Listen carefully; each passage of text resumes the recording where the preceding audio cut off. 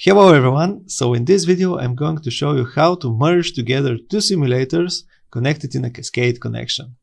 So it's going to be yet another particle texture hack, and I'm using Phoenix Nightly from the 5th of October, and I'm going to start off right away by creating a tap water preset and showing you how to set up a Cascade connection.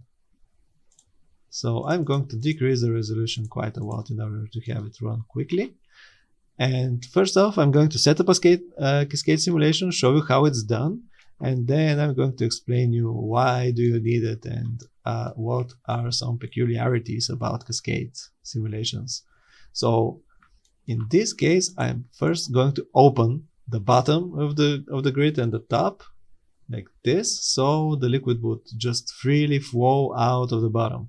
So I'm going to let the simulation run for just a little while more, like a couple more frames. Okay, so this should be enough. Then I'm going to duplicate this simulator. So I will duplicate it because I just want to preserve all of the simulation settings. I don't want to have any different settings in the dynamics or the voxel size, and the grid resolution is going to be the same, and I'm just going to change the orientation of the grid. So in theory, Phoenix allows you to have any kind of combinations between parameters, between simulators connected in a Cascade setup, but in practice it's best to have them as close as possible. So I'm going to copy the simulator, and by default Phoenix just redirects both simulators to point to the same cache sequence, but I don't want two copies, so I will just reset the output path to the default, and then this way my second simulator is now clear. So I'm going to rotate this simulator like this and just have it connected to the bottom of the other simulator. I'm going to shrink it a little. Okay, I'll set it to the right. And when I connect two simulators in Cascade mode, this means that fluid would flow from the first simulator to the second one. So here I'm in the second simulator, and I'm choosing Cascade Simulator to be the first one. So when I start the simulation, the fluid is going to start transitioning from simulator 1 into simulator 2. I'm even actually going to stop the simulation, and I'll see. So about frame 13 is a good place to start it, so I don't have to do this pre-roll every time. And here it is. So you can see that liquid particles are starting to get created into the second simulator as well. They hit the jammed walls and start colliding with them.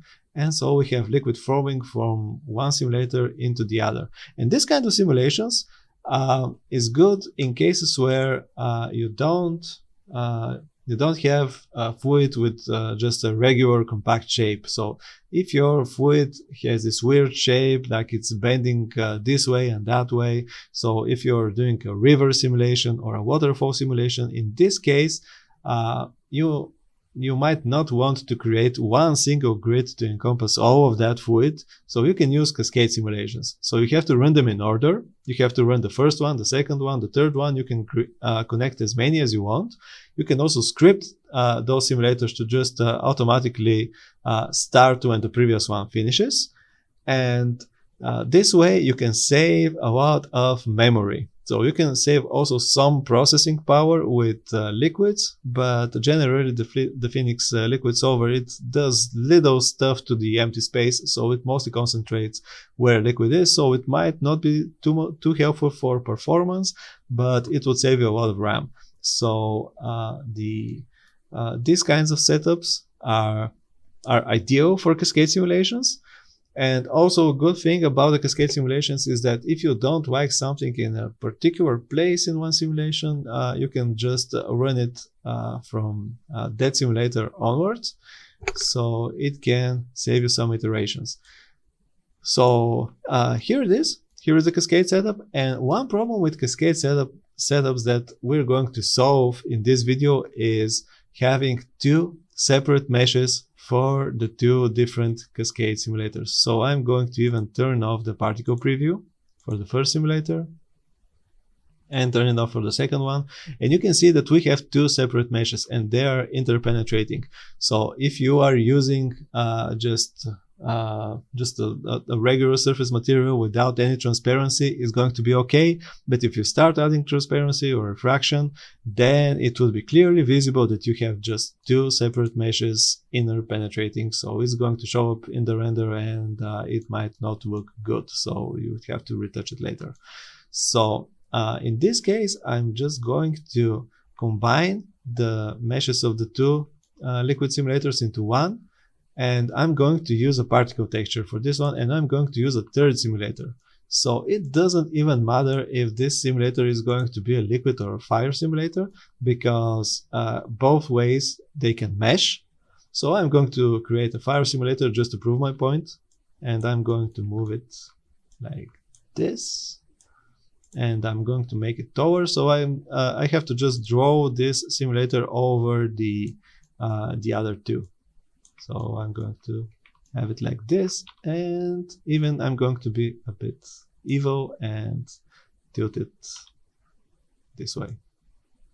So make it a bit wider, but not too much, so it's not an issue if some of the liquid goes out. I'm just doing this for demonstration purposes. So it looks like it's okay. So in a previous video, I showed you how to use particle textures to acquire the data of Phoenix particles and then blend them together. So here is what I'm going to do again. So I'm going to just straight up create two particle textures.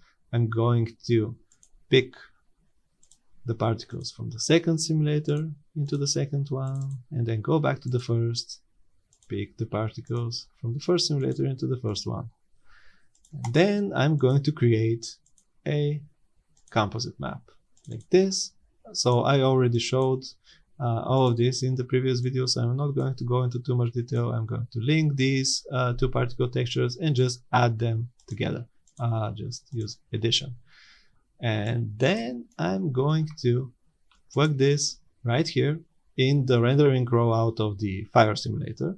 So I'm just going to change the render mode to mesh. I'm going to enable the mesh preview. Remember that previews and the rendering, they are totally independent. So you can preview a mesh in the viewport, but render fire and smoke. And there is no connection between the two at all. So right here in the surface channel of the mesh, I'm going to set it to texture and just plug this composite texture right here. So in the viewport, we are not seeing anything until I disable the render time only checkbox right here and the render time only checkbox right here. And here is the liquid. So there are some specific settings that you have to watch out for. So first off, I'm going to change the areas blending method to equal. So this is the best method that you would want to use in such a cascade setup. And I'm also going to increase the particle radius like this. So here it is. Here is the mesh. So when using the equal method, this is the best way to have this joint here between the two simulators, to have it invisible in the produced mesh. And I can also smooth out the mesh even more because it's quite edgy right now. So I can have it smooth like this. Okay.